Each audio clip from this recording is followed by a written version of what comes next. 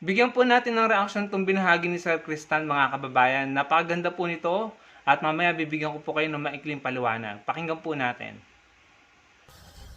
1,000,000%. Ganun daw kasigurado si Toby Tiangco that if Sara Duterte becomes president, makukulong daw yung mga corrupt na miyembro ng ating kongreso at mga lahat daw ng corrupt.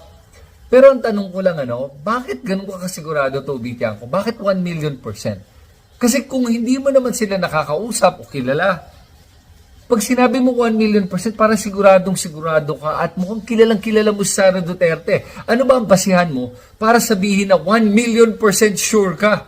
Kumbaga, itataya mo buhay mo na makukulong ang mga corrupt, Toby Tiangco. Sige nga, itataya mo ba buhay mo dyan sa sinasabi mong yan? Na makukulong ang lahat ng corrupt sa Pilipinas at masosolve na natin ang korupsyon ng ating bansa. Talaga? Kasi alam mo, para sa akin, alam mo kung saan ako 100,000,000% sure na if Sara Duterte becomes president, hindi po ang mga corrupt ang makukulong.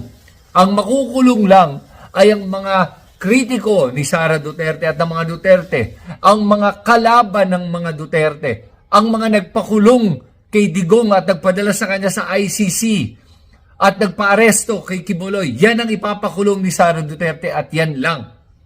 Yan ang problema kasi sa mga Duterte. Vindictive, vengeful. Gusto lang nila maghigante. Hindi naman mamuno sa ating bansa. Gusto lang nila maghigante at protektahan ang kanilang sariling interes at ang mga interes ng kanilang mga kaalyado. Yan ang problema sa mga Duterte. Kaya hindi ako naniniwala sa sinasabi ni Toby Tiangco. At ang sinasabi pa nga ni Toby Tiangco, hindi daw siya DDS. Well, I always say, if you talk like one, you walk like one, you must be one. At Toby Tiangco talks like a DDS, walks like a DDS, so he must be a DDS. But a DDS in denial. Remember, maraming mga tulad ni Toby ngayon na nagsasabing, hindi ako DDS. Pero lahat ng lumalabas sa bibig mo ay DDS. Kaya, huwag tayo magpapabudol sa mga tulad niya at alalahanin po natin that Sara Duterte is part of the problem we have right now in the Philippines. Yang pamilya niya ay parte ng problema ng ating bansa. Dahil ang korupsyon na to ay nag-umpisa talaga nung panahon ng tatay niya. Lumala. At umabot tayo ngayon sa punto na to na bilyon-bilyon na ang ninanakaw sa ating bansa. At huwag natin kakalimutan na ang sino ang nauna sa talagang issue ng flood control. Sino ba talaga? Pulong Duterte ang unang nakakuha ng ganyang kalaking halaga for flood control at 51 billion pesos. Until today, I think siya yung number 1 na pinakamalaking nakuha sa kanyang distrito para sa flood control. Unless may nakatalo na sa kanya, hindi ko alam. Pero on record, parang sa isang district congressman, siya na yung number 1. Tapos huwag natin kakalimutan yung mga korupsyon na nangyari sa panahon ng tatay ni Sara Duterte. Yung family na lang na yan, na pinayaman niya, yung mga kaibigan niya, at yung mga dayuhan na yan, at yung pagpapabor ng pamilya niya sa mga dayuhan, sa mga galing mainland China at sa Chinese. Tinraidor pa nila yung sarili nilang bansa at sarili nilang mga kababayan. Yan ang mga Duterte. At pagdating sa korupsyon, ang dami talagang kalokohan ginawa itong mga to. Huwag nating kakalimutan yung BPI bank account na may mga billion-billion na laman na mga depositong mga lumalabas, mga 10, 20, 100 million regular payments na pumapasok sa kanila galing sa mga personalidad na medyo alanganin, na mukhang may connection sa droga. Yan ang pinaglalaban at pinopromote ni Toby Tiangco ngayon na defender of truth and justice at hindi corrupt. Sus Mario, sabi naman Toby Tiangco, hindi ko alam kung bulag ka ba, bingi, o ano kaya. Dahil mukhang sariling interest mo lang ang pinaninindigan mo dito at pinaglalaban mo sa mga sinasabi mo para lang masigurado na kahit anong mangyari, ang independent, safe ka na.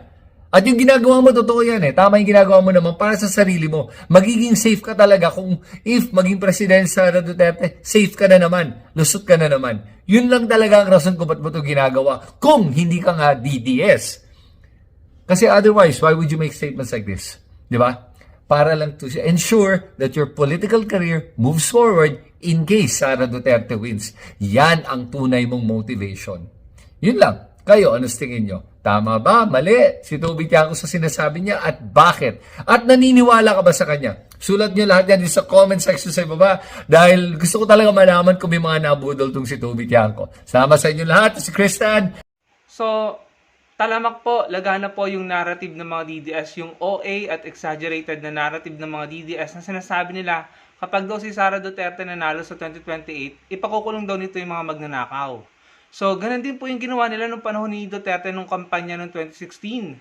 Na exaggerated and OA po yung pagpapabango na ginagawa nila. Sabi, 3 to 6 months, tatapusin ng korupsyon. May mga narrative pa sila na iuhulog daw ni Duterte sa helicopter yung mga magnanakaw. Pero ano pong nangyari mga kababayan? Nung nanalo si Duterte, lalo pong lumala at tumalamak ang korupsyon. Kung titignan niyo po ang Corruption Perception Index sa panahon ni Pinoy, ikumpara nyo sa panahon ni Duterte, lumagapak po ang ranking ng Pilipinas nung panahon ni Duterte. Ibig sabihin, lumala po ang korupsyon. May korupsyon sa PhilHealth, kung hindi ako nagkakamali, 9 billion yun nung panahon ni Morales.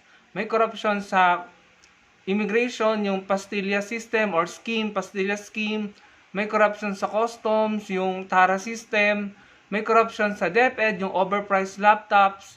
May korupsyon sa DOH, yung Pharmaly. May corruption sa DPWH, si Greco Bellica mismo ang nagsiwalat niyan pero wala silang naipakulong. Yung mga DPWH infrastructures kickback scheme, yung corruption, yung mga kickback na nakakamal, no? Na napapaldo ng mga congressman at senador, panahon po ni Duterte nagsimula yan. At napakarami pang uri ng korupsyon na lumaganap ng panahon ni Duterte.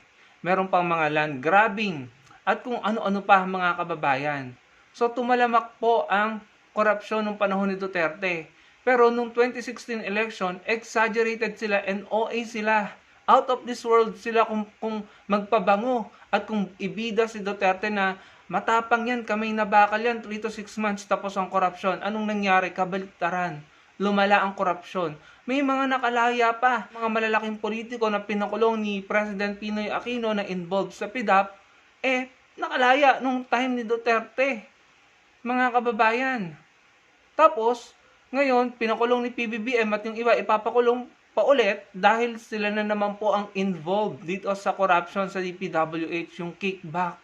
Daang-daang milyon ang pinaghati-hatian nila. So, paano sinasabi ng mga DDS ni Toby Tiangco na kapag si Sara Duterte ang nanalo, ay ipakukulong, 1,000,000% ipakukulong ang mga magnanakaw? Kahit mismo si Sara Duterte may mga issues ng corruption. May pinababalik nga sa kanyang 73 million pesos Out of this world talaga itong mga DDS nito. Malayo sa realidad. Malayo sa totoong nangyayari. Uulitin ko, nung panahon ng tatay ni Sara Duterte, tumalamak ang korupsyon. Pwede nyo i-check yan sa Corruption Perception Index. Ihalin tulad nyo, ikumpara nyo. Nung time ni Pinoy, ang ranking ng Pinas sa Corruption Perception Index, lumagapak po ang ranking ng Pinas nung time ni Duterte. Ibig sabihin, lumaganap ang iba't ibang uri ng korupsyon sa iba't ibang ahensya ng gobyerno. Saan ka nakakita? Mismong head of state si Duterte, pagbabantaan ang state auditor, ang COA. Nasa balita yan, ipakikidnap daw. Kung daw ako nagkakamali dun sa term. Tapos may, hanapin nyo, eto, ayan, ipapakita ko sa inyo. Yan po yung balita. Culture of impunity ang lumaganap. Tapos itong Martires, tila wala pong ginawang aksyon sa mga isinampang kaso sa ombudsman na may kinalaman sa DPWH corruption. Yung mga kasong isinampan ni Senator Trillanes, parang inupuan lang, pinabayaan. Tapos si Joel Villanueva, malalaman natin, secretly, hindi isinapubliko na absuelto. Dinismiss yung kaso. Tapos ngayon si Joel Villanueva involved din sa corruption, di umano dyan sa DPWH. Tumanggap ng kickback. Tapos sasabihin niya, ibibida niya si Sara Duterte na magpapakulong ng mga magnanakaw. Malamang sa malamang makakalaya na naman. Kagaya ng mga pinalaya nung panahon ng tatay niya. Kahit mismong siya, maraming corruption issues si Sara Duterte. Paano niya ipapakulong? 'Di ba? Mga kaalyado pa niya ang mga nasasangkot ngayon sa corruption, sa nakawan. Pambihira, ang layo sa realidad. Kayo na humusga mga kababayan. Kayo na po ang humusga. Ginagawa namin itong uri ng bidyong ito, yung ginawang video ni Sir Kristan, para ipaliwanag sa inyo, ipaalam sa inyo, ito yung totoo. Ito yung nangyari nung time ni Duterte. So ano pang guarantee na kapag si Sara Duterte ang manalo, masosolve ang korupsyon, kahit mismong sila. Saan damakmak ang issue ng korupsyon, mga kababayan? Para namang lantarang panluloko at pang GGAGO ang ginagawa sa atin. Kayo na lang po ang humusga dyan. Alam ko naman matatalino ang mga Pilipino. Huwag na po tayong magpauto. Huwag na po tayong magpaloko sa mga exaggerated at over na yung mga OA na pagpapabango, exaggerated OA na pagbibida. Hindi naman totoo. Malayo naman sa katotohanan. Sila yung mga involved, tapos sila yung magpapakulong. Ano to? Joke? Kayo na po humusga mga kababayan. Salamat po sa panonood.